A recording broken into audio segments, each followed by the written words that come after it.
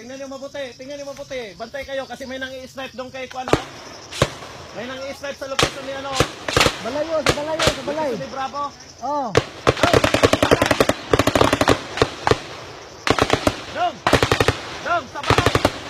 May nang i-snipe doon sa ano natin.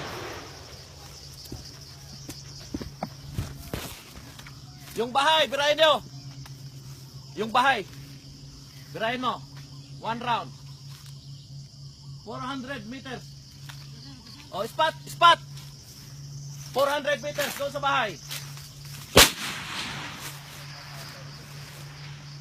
Charlie 6, this is the time.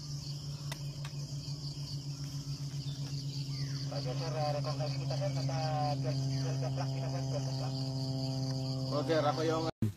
Ito yung mga armas na nakumpiska ng pinagsanib na pwersa ng 13th Infantry Battalion at ng 4th Special Action Battalion ng Special Action Force sa isinagawang law enforcement operations kaninang umaga alas 5:30 nagkaroon ng sagupaan kung saan itong mga suspect ay nakipagbarilan sa mga sundalo.